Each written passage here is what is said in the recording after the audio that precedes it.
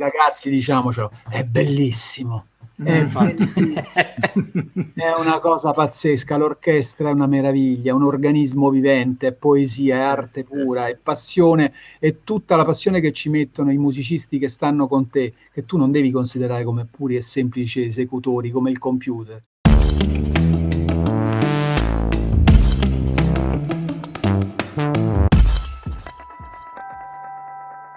Benvenuti alla nuova puntata di Soundtrack City. Ciao Massimo. Ciao Marco, benvenuti. Allora, preparatevi perché sarà una puntata dove insomma contenuti, spunti, idee e poi tanta cultura. Perché Bravo. stiamo parlando di Stefano Mainetti, compositore ma anche docente al Conservatorio Santa Cecilia di Roma di musica applicata, quindi stiamo parlando di un personaggio a 360 gradi con tantissimi interessi e saperi, come si suol dire. E ad esempio una delle sue ultime creazioni, eccolo qui, questo meraviglioso, sì, hai fatto bene a dirlo Massimo, meraviglioso libro, Dialoghi, musica, effetti, il suono nell'audiovisivo, quindi appunto un libro che contiene in sé i vari mondi dell'audio nella musica applicata, scritto da Simone Corelli, Gilberto Martinelli e appunto Stefano Mainetti. Ne parleremo a sufficienza ampiamente. Invece tu Massimo, parlaci un po' della sua filmografia, ecco. Allora, mi cito perché ho avuto l'onore, il piacere di intervistarlo in più di un'occasione, il caro Stefano, all'interno della mia rivista Colonne Sonore, e la cosa che mi ha sempre colpito di Stefano è che è un uomo che ha dedicato la sua passione musicale a creare fin dagli esordi delle composizioni corpose, altamente melodiche e a tratti sperimentali, sempre in sintonia perfetta con le immagini da commentare. Quindi mi cito quello che ho scritto di lui. Tra l'altro è un autore a tutto tondo, come dicevamo, a 360 gradi, classe 1957. Ha lavorato molto sia in Italia ma soprattutto negli Stati Uniti per film d'azione o d'avventura, tra cui Talos, l'ombra del faraone o The Shooter, tra l'altro ambedue film diretti da Russell Mulcahy, il regista di Highlander, quello con Christopher Lambert e Sean Connery, ma ha lavorato anche con un altro regista famoso della storia del cinema, colui che ha diretto il primo Rambo con Sylvester Stallone, nonché Ted Kotcheff. Ma ha vinto, e grazie anche alla nostra rivista è stato premiato per la miglior tema dell'anno per la fiction italiana Orgoglio al Festival di Ravello nel 2005. Ha vinto anche come miglior colonna sonora al 17° Fanta Festival del 1998 per Talos The Mummy, Talos la mummia di cui parlavamo poco fa, e è stato anche l'autore del Word of Promise, che sarebbe la Sacra Bibbia in versione audiolibro, e ha anche realizzato il CD L'Alma Mater per il Papa, Giovanni Paolo II. E tra l'altro ha avuto anche la nomination per questo CD. E comunque ha lavorato con tantissimi autori di casa nostra e stranieri, come dicevamo, con Vincent Down, Deran Sarafina, con Lucio Fulci, con Zombie 3, con Michele Soavi in Deliria. Bene, io direi rimane una cosa, Rendering Revolution. Rendering Revolution, opera tra l'altro multimediale, proprio si chiama La musica aumentata, ed è veramente un qualcosa che è stato presentato come progetto al Museo Maxi di Roma, tra videodanza, pittura, coreografie, sculture. Tutte queste opere vengono commentate da un tema che in realtà poi trasversalmente diventa tanti temi e tante tipologie di stilistiche sonore diverse. Bene, allora andiamoci a sentire Stefano Mainetti. Ciao Massimo. Ciao.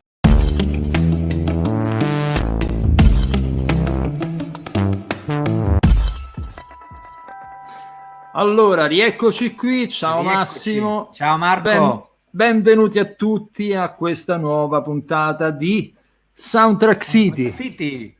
Allora, ne abbiamo già parlato prima, a questo punto non serve altro che farlo entrare. Stefano Mainetti è con noi. Ciao Stefano. Buongiorno ragazzi, ciao Marco, ciao Massimo. Allora, ricordavamo prima del backstage che in realtà con Stefano già ci eravamo visti circa un anno fa, su per giù, sì. all'epoca Speciale del Donatello. Davide Donatello, sì, che era venuto con sua moglie nella Sofia Ricci. Solo esatto. Che quella volta abbiamo parlato parzialmente della sua filmografia, della sua storia, e oggi invece ce l'abbiamo qui con noi e gli facciamo, partirà adesso un terzo grado di quelli importanti. Allora sì. Stefano, noi con tutti i compositori che sono venuti qui partiamo da piccole domande sugli inizi, per capire la persona che c'è dietro il compositore. E quindi la domanda che ti faccio è la classica: quando è che ti sei avvicinato alla musica? Qual è il tuo strumento? Proprio partendo dall'adolescenza. Sì, guarda, io credo che poi quando queste domande così importanti non ci sia un'unica risposta, credo che sia una serie di fattori che concorrono poi a quelle che saranno le tue scelte di vita. Io ricordo quando ero piccolino, non venendo, e questo già è importante, da una famiglia di musicisti, io vengo da una famiglia di imprenditori che nulla hanno a che fare con la musica, e intanto il mio insegnante alle elementari per 5 anni è stato Giorgio Caproni, che è stato uno dei più grandi poeti italiani del Novecento, e pochi sanno che Caproni, prima di essere maestro elementare e traduttore dal francese all'italiano di molte opere russe, francesi e quant'altro, lui era un musicista, lui aveva studiato composizione, violino e pianoforte e voleva fare il violinista. E quello fece fino al primo concerto importante, dove la paura fu talmente tanta del pubblico che smise e appese al chiodo il violino e capì che era meglio, gli piaceva di più la poesia. Credo che l'insegnamento di 5 anni di un maestro così importante abbia influenzato molto il mio percorso artistico, me ne sono reso conto dopo. Io comunque ho cominciato a studiare chitarra classica intorno agli 8 anni, è il mio strumento principe, l'ho studiato per tantissimi anni. E forse questo mi accomunava tanto a Giorgio Caproni, è il fatto che anch'io subivo molto la tensione del pubblico, quindi i primi concerti, i primi concorsi, le prime gare, già giovanissimo, 12-13 anni, io pativo molto il pubblico, non era proprio una cosa, la tensione era troppo forte e mi rendevo conto che rendevo molto di più in prova che non in concerto, che è l'esatto opposto di quello che deve fare un concertista, ti carichi con il pubblico. E lì ho cominciato a capire che era più nelle mie corde la composizione. Mi piaceva molto vedere i filmini di famiglia e mettere delle note con la chitarra, col pianoforte, e sonorizzavo i filmini in 8 mm, Marco, Massimo, voi no, forse non vi ricordate. No, io me ne ricordo. Non c'era il Super 8, c'era l'8 mm, che durava la metà, 3 minuti, non potevi girare la pellicola dall'altra parte. E io sonorizzavo i filmini di famiglia. Cioè perlomeno ci provavo. Questi sono stati i primi approcci. Un'altra cosa che mi ha portato verso la composizione della musica applicata credo sia stato l'amore per l'opera, per il melodramma in generale. Io ho sempre ammirato e apprezzato la Camerata dei Bardi, cioè l'invenzione dell'opera tutta italiana, dove un insieme di artisti, letterati, poeti, musicisti, architetti si mettono proprio all'interno della Camerata dei Bardi, a Via dei Bardi a Firenze, nel Rinascimento, pieno Rinascimento florilegio fiorentino, fine 500, e decidono, dice, ma noi abbiamo tutte queste arti separate, la musica con i concerti da una parte, la recitazione con la prosa dall'altra, l'arte scenica, la scultura, la pittura, non possiamo inventare una forma d'arte che le metta insieme tutte. E nasce l'opera italiana, che non ha nulla a che vedere, o molto poco a che vedere, con le radici del teatro greco, perché i greci utilizzavano la musica con il coro in tutt'altra prospettiva. Sì. La vera invenzione della commistione d'arte, dove il libretto è paritetico con la musica e le altre forme d'arte, è tutta italiana. Si chiama melodramma, legacy opera, ma è italiana, fine 500, ed è la prima volta che lo spettatore, una volta che poi è stata resa pubblica la cosa nel 1609 a San Cassiano a Venezia, la prima opera rappresentata pubblica, l'Andromeda, il pubblico per la prima volta viene coinvolto da una serie di sensazioni completamente diverse, multisensoriali, no? La musica, le luci, i colori, la recitazione, e vengono sorpresi e immediatamente si ha questo successo che andrà avanti per oltre 400 anni, che è l'opera, ma è l'opera italiana. Credo, Marco, Massimo, che il cinema, mutatis mutande, con i dovuti distinguo, non è proprio recitare cantando, ma ha molto in comune con le origini dell'opera, e credo che questo abbia influenzato molto il mio percorso, cioè il vedere che questa forma di rappresentazione desse così tanti stimoli e ci desse anche la possibilità di estraniarci dalla realtà quotidiana in maniera così profonda, così virulenta, così improvvisa, che il cinema, grazie poi alle trasformazioni tecnologiche, ha ereditato questa forma di comunicazione, mantenendo la musica, mantenendo il libretto che è la sceneggiatura, mantenendo le sollecitazioni, ma in più ha anche regalato tutto quello che la tecnologia ci può dare. Quindi dal mono siamo passati allo stereo, dal stereo al Dolby, dal Dolby all'Atmos, eccetera, eccetera. Quindi tutto questo percorso a me ha sempre stimolato tanto, e in più aggiungo, credo, anche una componente, e questo forse mi deriva più da mio padre, dalla mia famiglia, una componente tecnologica, per cui io ho sempre ammirato molto anche, e sono sempre stato molto attento alla tecnologia e alla scienza, e mi piace molto lavorare anche con il computer insieme all'orchestra e miscelare le due cose. Diciamo che queste forme olistiche, omnicomprensive, democraticamente insieme, messe insieme, mi hanno sempre stimolato, cioè non vado mai in una sola direzione, questo Massimo lo sa. Io ho scritto cose, per esempio ho scritto Film dell'orrore di Lucio Fulci, ma ho scritto musica sacra per il Papa. Se si parla di arte intesa in questo senso, olistica, ma io aggiungo la sinestesia, un altro concetto fondamentale, allora mi viene in mente un tuo lavoro, Rendering Revolution, ovvero trattasi di, come posso dire, una produzione, chiamiamola multimediale. Io penso che ti aiuta molto il fatto di avere queste sfaccettature, in questa visione a 360 gradi, questo open mind che ti consente di lavorare nella musica sacra come nella musica applicata e via discorrendo. In fondo ci sei nato con questo tipo di attenzione o di impostazione. Io credo di sì, un po' ci sarà una predisposizione, un po' un fatto di educazione di famiglia, un po' anche di percorsi di studi. Io ho studiato, facevo scienze politiche, ma studiavo composizione in conservatorio.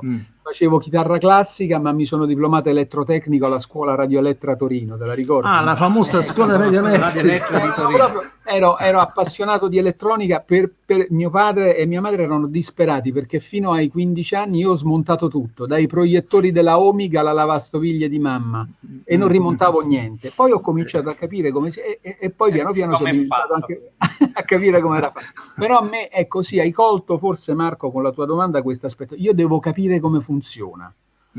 Anche nella musica io vado sempre in profondità e mi piace prenderlo da tanti punti di vista. Cioè io sono contro le specializzazioni. Cioè, è quello che ti stavo chiedendo, in effetti. Esatto, quindi, io preferisco avere una preparazione a 360, un approccio, non una preparazione e presunzione, un approccio a 360 gradi su qualsiasi aspetto e vedere quali sono i pro e i contro, valutarli, e questo si riflette anche artisticamente sul mio percorso, evidentemente, perché quindi non sono identificabile rispetto magari a dei miei colleghi con percorsi estremamente importanti, che però hanno affrontato dei generi ben definiti, no? Ecco, vedi che Massimo ogni tanto... Ecco, il diavolo è l'acqua santa, vedi? Il diavolo è l'acqua santa, Frida Kahlo, Alma Mater. Allora l'altra domanda te la faccio velocemente. Come si è trovato un compositore come te, contrario mi sembra alla specializzazione estrema, in un contesto ad esempio come quello americano, dove tu hai lavorato per parecchio tempo, a un certo livello e anche per parecchio tempo. Perché da quanto abbiamo visto, cioè intervistando altri compositori, altri artisti in questo senso,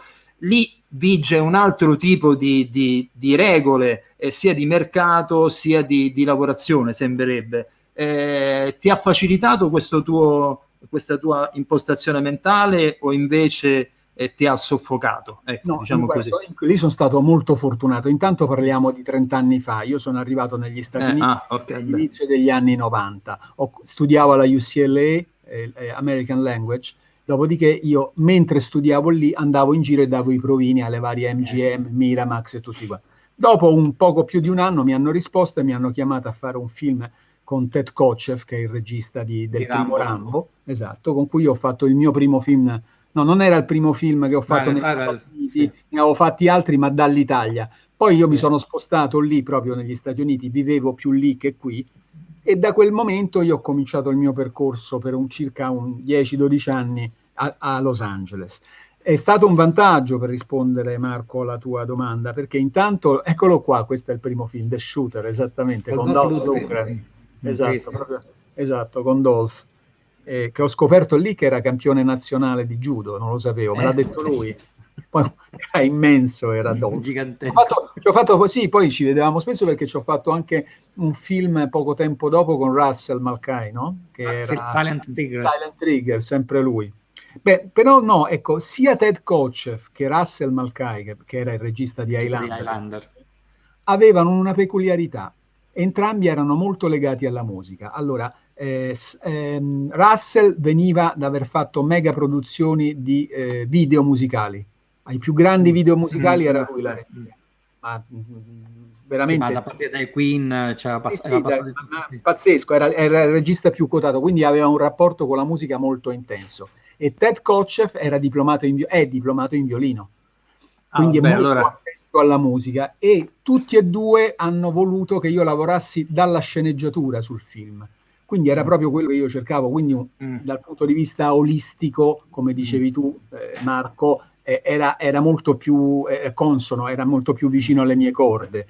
Abbiamo iniziato un percorso insieme, sono stato molto seguito musicalmente in maniera completamente diversa, perché Ted è molto classico e Russell è un artista molto visual, lui va molto tornando alla sinestesia a cui faceva riferimento Marco. Lui viveva la musica come colori, che è spesso l'aspetto, no, sinestetico del poter invertire le sensazioni dai profumi ai colori, dai profumi alla musica, dalla musica ai colori, questo aspetto, no? Di interscambiabilità fra le sensazioni, e tutti e due sono sempre stati molto attenti alla musica, peraltro in un periodo 30 anni fa dove non c'era la catena di montaggio che c'è adesso, quindi a me hanno permesso anche di orchestrare e di dirigere, cosa che non viene permesso mai a Hollywood. Pochissimi compositori sono riusciti a farlo, uno fra questi, uno su tutti, era Bernard Herrmann, che non voleva che si mettessero le mani sulle sue partiture, quindi ho potuto lavorare come volevo, quindi io l'ho anche coprodotta la colonna sonora, quindi l'ho potuta realizzare in Europa e poi tornavo in California e facevamo l'editing, tutta la post-produzione in Canada. Lavoravamo così, era una catena di montaggio, loro avevano fatto molto, gli era molto piaciuta le orchestre che utilizzavo io in Europa e gli organizzavo tutto il pacchetto, quindi questa mia preparazione un po' a 360 gradi che avevo acquisito già da prima in Italia e in Europa è servita molto lì. Oggi, sai Marco, oggi è molto più super specialistica, oggi è molto più a catena di montaggio, poi dipende con che produzioni stai lavorando. Se lavori in televisione sulle serie, proprio c'hai una tabella di marcia, hai 3 giorni per scrivere un episodio, sai che è una catena di montaggio, sai che dalle tue mani passa all'orchestratore, dall'orchestratore passa al direttore d'orchestra quando c'è. Però allora io ho avuto degli spazi di manovra molto ampi e non ho vissuto delle costrizioni che probabilmente oggi sarebbero più serrate e più presenti. E gli anni 90 erano completamente diversi, immagino, rispetto alla nostra attuale situazione. Parlo solo di musica. Anche molti amici e colleghi in California, è completamente differente, no? E anche i budget sono cambiati, non sono più quelli di una volta, neanche lì. E chissà cosa succederà poi adesso, da adesso in poi, visto che c'è stato di mezzo tutte le produzioni saltate. Hanno lavorato lo stesso a distanza, ma però usando Berlino, Londra, Praga, Sofia, ovviamente anche per abbattere i costi. E molti compositori americani ho visto, soprattutto lavorando su piattaforme tipo Netflix, hanno utilizzato le orchestre on demand, cioè senza andare lì. Per esempio, una bellissima serie che sicuramente voi avete visto, che è La Regina di Scacchi, ha fatto leva molto su dei campioni di una software house molto conosciuta, che è la Spitfire, che funziona molto bene, ma poi hanno registrato con un'orchestra dell'Est senza che il compositore andasse lì, da remoto col direttore in studio, quindi anche loro hanno abbattuto i costi anche su produzioni di questo genere, hanno contenuto i costi, hanno evitato di mandare tutto lo staff in Europa e hanno registrato da remoto. Quello che un po' succede adesso causa forza maggiore, vedo tanti compositori che adesso... Sì, però lo facevano già, esisteva lo facevano già prima. Adesso ti arrivano i pacchetti, la pubblicità dei pacchetti, cioè ti arriva l'orchestra macedone che ti dice: maestro, noi abbiamo 20 minuti con 12-10-8-6-4, dai primi ai contrabbassi, le serve? Pa! Tu dici, non ti sposti da casa, scrivi al volo, sì. Grazie. No, si usano moltissimo queste cose, che fa parte, secondo me, un po' del fenomeno della globalizzazione, con tutto ciò di buono e tutto ciò di meno buono che questo comporta. Attenzione, perché io personalmente, tranne un caso che diresse Elvio Monti, una mia colonna sonora, ma io me le sono sempre dirette da solo. Non sono un direttore per estrazione di studi, ho studiato per direzione d'orchestra, ma non sono diplomato in direzione d'orchestra, però, e quindi ho sempre diretto le mie cose e basta. Però vi assicuro che l'unica volta che mi hanno diretto c'è sempre qualcosa di tuo che puoi mettere se ti dirigi da solo, almeno dal mio punto di vista. Soffro di più ogni volta che mi dirigo, perdo 4 kg perché è un lavoraccio che normalmente fa qualcun altro.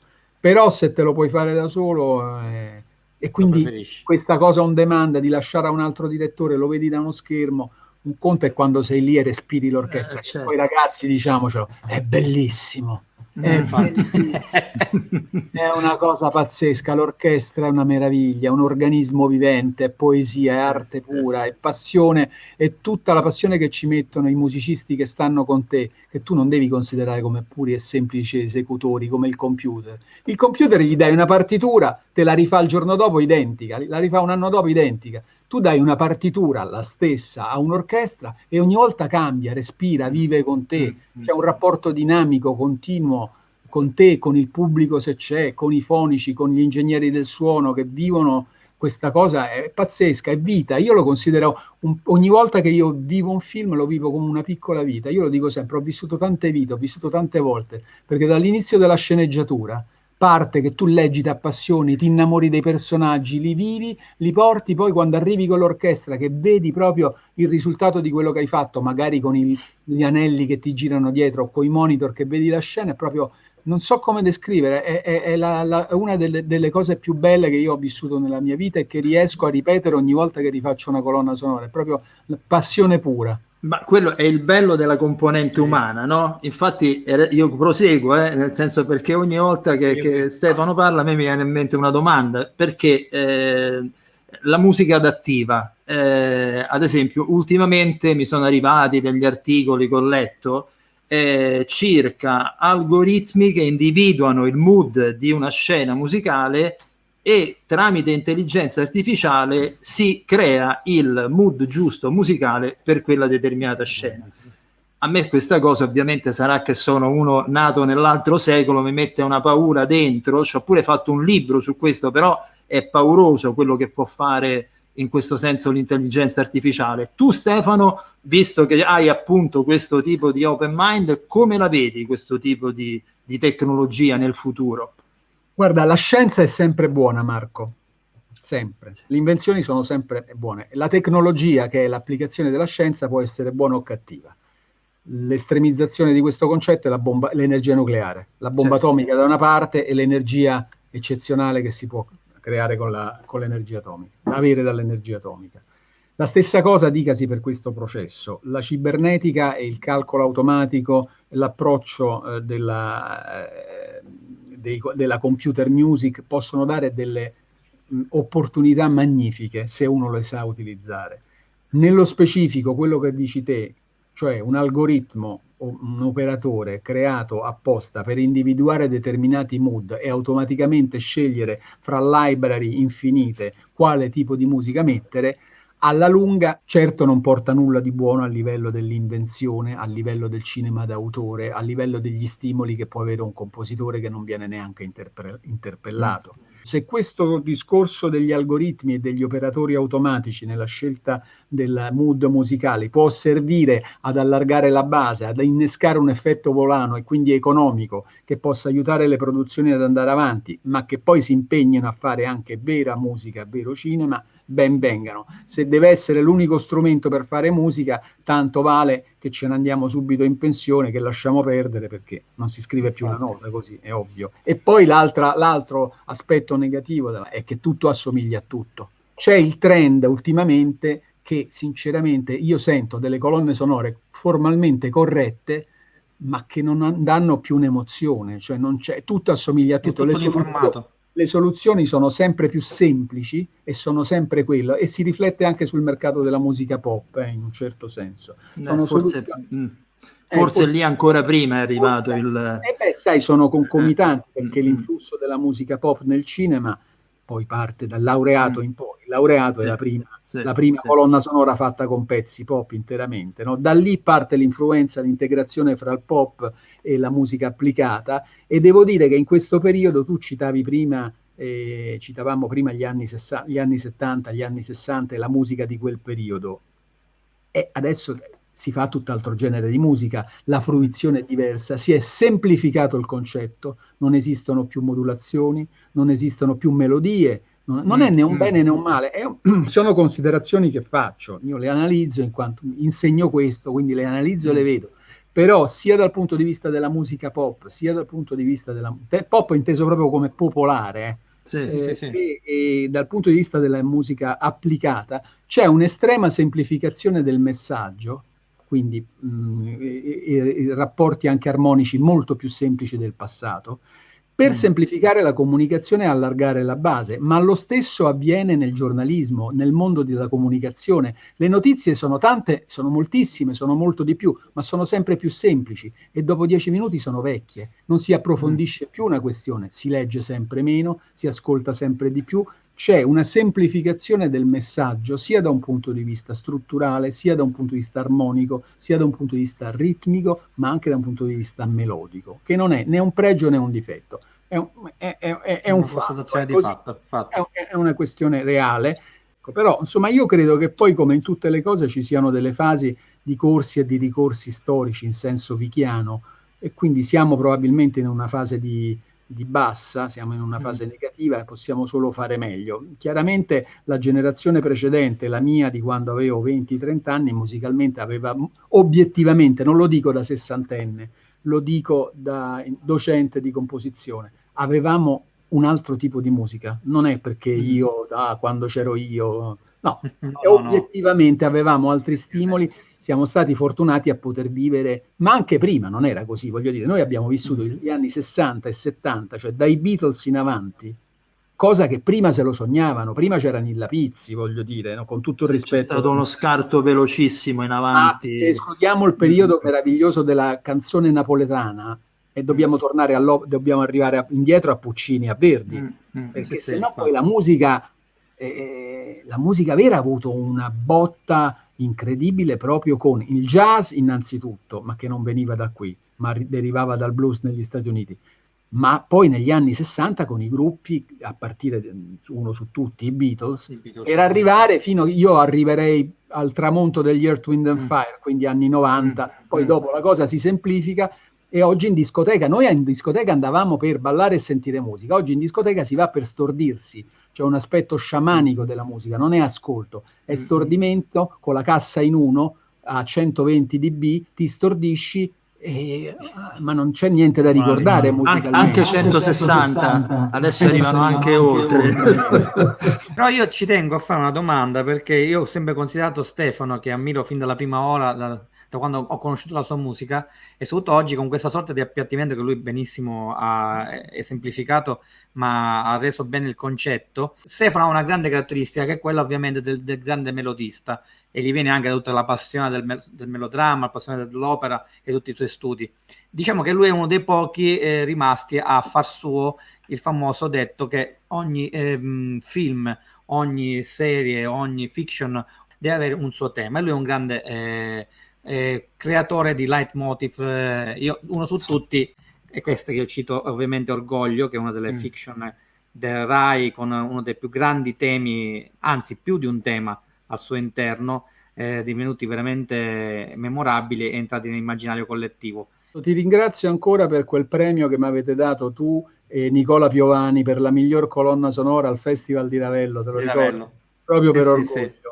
E veramente Sì, sì. ogni tanto lo vedo, il premio ce l'ho qua, è qua alle mie spalle, guarda, non dico bugie, eccolo là dietro. Sì, l'ho intravisto, me lo Lo ricordo vedi? benissimo.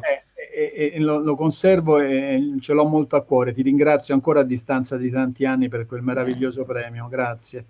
No, ma anche perché effettivamente riesci a realizzare questi temi di una ariosità, con un occhio al passato e comunque con qualche modernismo, e effettivamente era difficile trovarlo, e oggi è ancora più difficile trovarlo nella televisione attuale o anche nel cinema odierno. Quindi ci tenevo un po' anche a parlare di questa colonna sonora di Orgoglio, questa che è durata la bellezza di 3 stagioni, 39 episodi, 13 39 anni. episodi, dal 2003 al 2006, quindi 3 anni con la regia di Serafini, De Sisti e Verdecchi nel corso E Capone anche. di Capone. E qui fu anche, diciamo, Galeotto, questa colonna sonora per il tuo... Io lo per dico il tuo sempre questa cosa perché normalmente quello che accennavamo prima, Marco, è che quando tu fai un film lo vivi come un pezzo di vita. E essendomi sempre coinvolto in questo aspetto io, ti devi innamorare velocemente della protagonista femminile se stai facendo un film d'amore, per scrivere un tema d'amore appassionato, no? E noi siamo bravissimi a fare questo. Dico, quella volta è stato particolarmente semplice, perché la protagonista femminile di lì a poco sarebbe diventata mia moglie, quindi non ho fatto molta fatica. E come facevi? Infatti vorrei dire... Sei entrato particolarmente nella parte, voglio dire. Infatti. Micio ho approfittato anche della situazione. Vedi? Quando andavo a prendere, dai, che mettevo colonne sonore, lei fa, ma di chi è questa musica? Mia. Scritta io. Grande, bisogna tirare in realtà lo feci questo giochino, lo feci la prima volta che la sono andato a prendere, ovviamente non avevo scritto Orgoglio perché era prima, ed era la colonna sonora del Grande Fuoco, una fiction Mediaset, la regia di Fabrizio Costa, che era sostanzialmente Anna Karenina con Carol Alto. E quindi era un'orchestra, avevo fatto un'orchestrazione alla russa con un grande organico, avevo 80 elementi e gli metto sto pezzo sotto tipo Rachmaninoff. Ma cos'è? Non conosco questo. Io. Quando il musicista fa il mollicone con le sue armi, poi lì giocavo proprio in casa, me la sono però dopo 20 anni stiamo ancora qua. Vedi, infatti. Là con una figlia, quindi vorrei dire neanche non era a caso, ecco. Senti, comunque oggi veramente la mancanza, secondo me, è fondamentale, lo dico ogni tanto nei miei corsi o in interventi che facciamo anche con Marco, sia in Soundtrack City che al di fuori, quando potevamo uscire ancora. È quello proprio quando si parla di ragazzi e giovani che vogliono fare questo mestiere, gli dico sempre, mi raccomando, non dimenticate l'importanza del tema. Ed è una cosa fondamentale. Tra l'altro lo dici anche tu nel libro di cui fra un po' andremo a parlare. Ma sì, chissà. Guarda, attualmente il tema non funziona, diciamo così. Diciamo che i registi di oggi proprio ti chiedono, se tu glielo metti, anche se non dice no, ma qua distrae, non serve. Ed è una tendenza non solo italiana, è una tendenza no.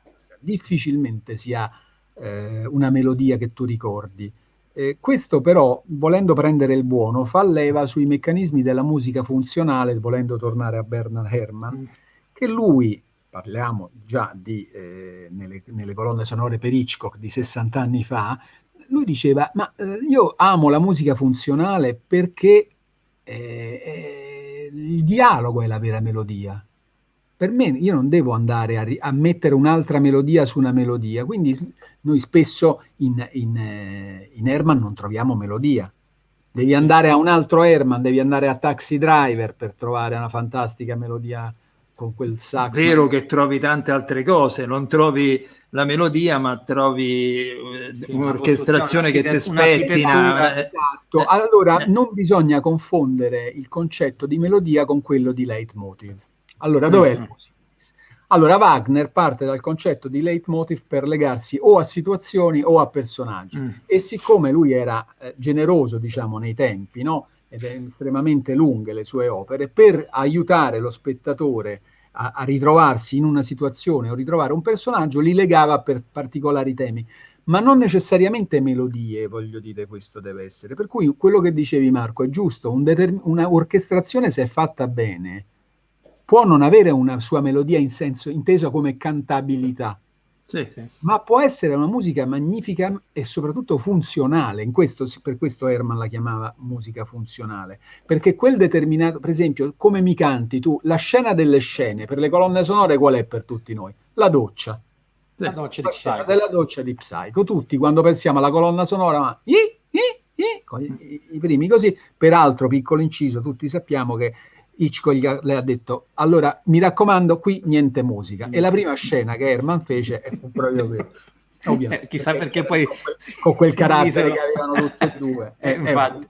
Però detto ciò, lì non c'è melodia. No. Certo. Però c'è una grandissima riconoscibilità. Allora noi dobbiamo discernere, e per cui non ha senso buttare subito via tutto, ah no, senza melodia non si può fare. No, si può fare. Per esempio, la musica neominimalista, che è quella che prende le mosse da Adams per andare indietro, ma anche a Don Davis per arrivare a Matrix, che poi si è Sì. ispirato tantissimo ad Adams, è una musica funzionale. Cantatemi una nota di Matrix, non c'è una melodia in Matrix, però funziona meravigliosamente quella colonna sonora. Allora ci sono dei linguaggi che derivano dal minimalismo, ripeto, di Adams, di Reich, di Glass, ma che riportati, mutatis mutandi, ai giorni nostri su pellicola, hanno una grande funzionalità e si possono scrivere con è un tipo di linguaggio diverso da non è cantabile, ma è un tipo di linguaggio che dà grandissime opportunità. Dov'è il problema? Il problema è che dietro questo tipo di scrittura, Marco, Massimo, ci si può nascondere. Allora, se tu trovi il compositore scaltro o quello poco avvezzo alla professionalità, è facile mettersi lì a fare tita, tita, tita, tita, tita, per mezz'ora e dire quello è minimalismo. No, il minimalismo è una corrente di pensiero musicale che ha la sua dignità e la sua importanza e funziona. Ma bisogna, per scrivere in maniera minimalista, bisogna sapere chi era Adams, chi era Reich e possibilmente anche chi era Ligeti e cosa ha fatto con la microtonalità per sapere come avvengono determinate trasformazioni. Allora lì il discorso della melodia, quindi vedi che si complica, cioè non si può anche tenere il fatto, dice non abbiamo melodia, non abbiamo cantabilità, ok, benissimo, ma se tu approfondisci il discorso in una certa maniera e segui un pensiero musicale con la sua logica, la sua profondità, la sua scuola, con tutto quello che abbiamo detto, si possono fare degli ottimi prodotti, magari non cantabili, però scusa, Morricone docet.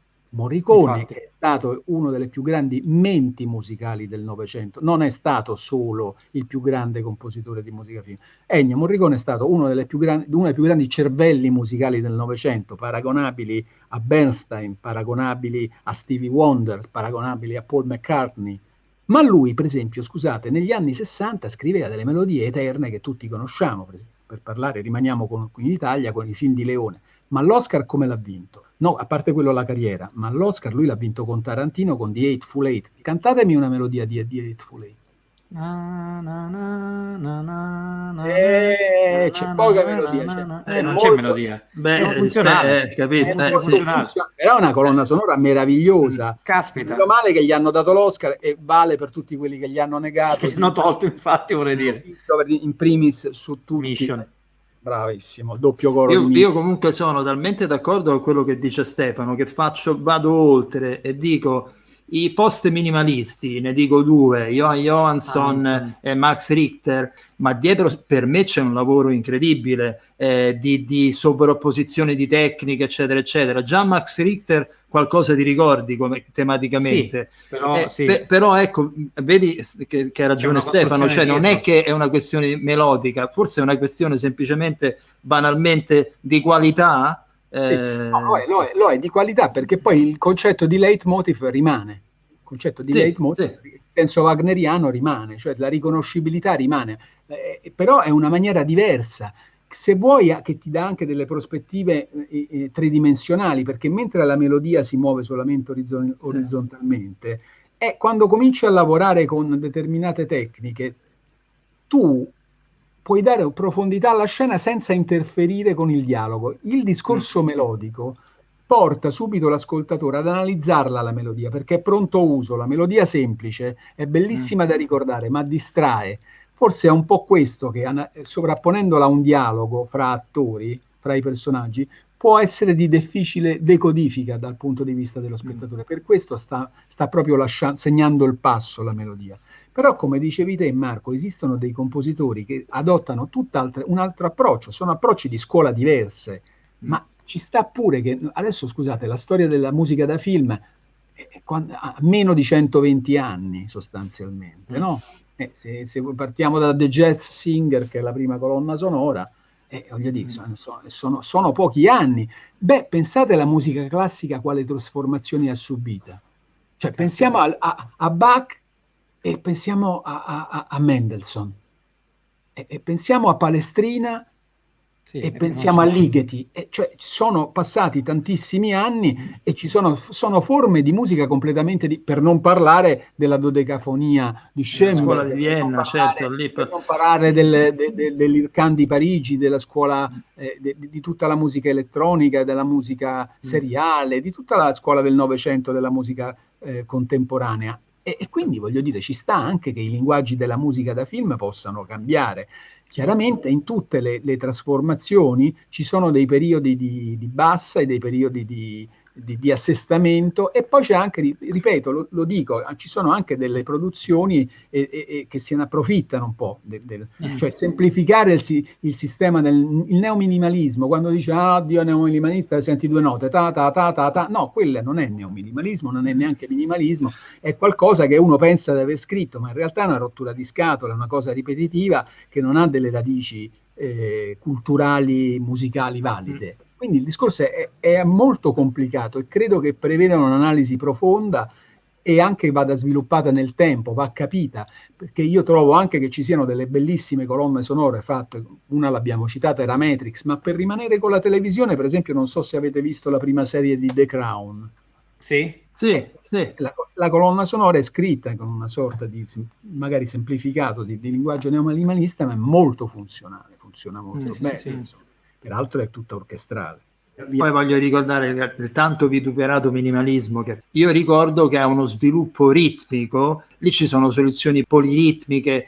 Ecco, forse per molto tempo magari si è dimenticato di capire il minimalismo quanto ha inciso nella rivoluzione di un certo concetto del ritmo, che aiuta molto, ad esempio, nei sync. Ai montatori io vedo che sono generalmente, almeno quelli dell'ultima generazione, sono molto legati alla scuola minimalista, probabilmente perché è più funzionale a un certo tipo di montaggio odierno, che non era quello dei film di Truffaut o che non era quello dei film di Antonioni, dove c'erano sequenze importanti con un tempo molto disteso, dove forse un tema ci stava. Adesso guarda, hai toccato tanti argomenti. Allora, intanto è vero che passando dalla musica melodica perdendo la melodia, acquisiamo questo tipo di linguaggio nuovo. Che cosa succede? Che si perde anche quel tipo di sync, cioè se le prime colonne sonore erano Mickey Mousing, cioè si basavano sul movimento, a prescindere dalla melodia. No, partivano proprio dalla scuola degli anni 40 dei cartoni animati, anni 30-40 dei cartoni animati. Quello un po' l'esatto opposto è la musica neominimalista, che permette oggi al montatore, come dicevi te Marco, di spalmarla in maniera anche più plastica, perché non ci sono quei sync così definiti, quei cambi così netti alla Mickey Mousing. Per Mickey Mousing si intendeva proprio il movimento di Topolino, no? Questo qua. Quello che dici, che trovo molto interessante, Marco, è la fase dello studio ritmico, dell'approccio ritmico che porta al neominimalismo. Allora, per spiegarlo magari ai nostri ascoltatori, la ridondanza in un tempo, diciamo di quattro quarti, di una musica convenzionale, no? Minimalista, è sempre quattro quarti, dove l'accento forte è sempre in battere. 1, 2, 3, 4, 1, 2, 3, 4, 1, 2, 3, 4, quindi di tempo forte 1 e 3, tempi deboli 2 e 4, ma la ridondanza è sempre quella. Il neominimalismo sovrappone a questa ridondanza una figurazione magari di 5 quarti sopra quella di 4 quarti. Quindi la ridondanza non è più ogni 4, ma ogni 5x4. Quindi devono passare 4-5 battute, oppure se metti sotto uno schema di 7 quarti diventa di 28 quarti.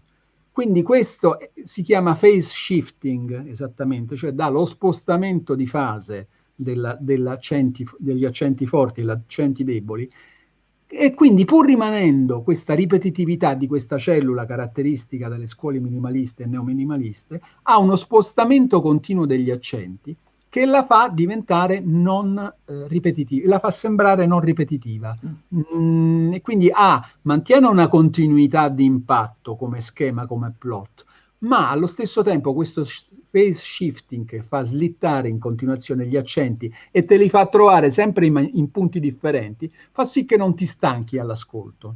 Ecco, credo che questo, Marco, sia un aspetto molto interessante a cui tu facevi riferimento dal punto di vista ritmico. Questo poi è stato ancora di più sviluppato dal concetto invece armonico di Ligeti e della microtonalità. Cioè, mentre noi con gli schemi convenzionali armonici siamo abituati a passare dal quinto grado al primo grado, cioè una cadenza perfetta, quinto primo, sol, do, ok? E ci si va da un momento all'altro, da sol cambi accordo e vai a do.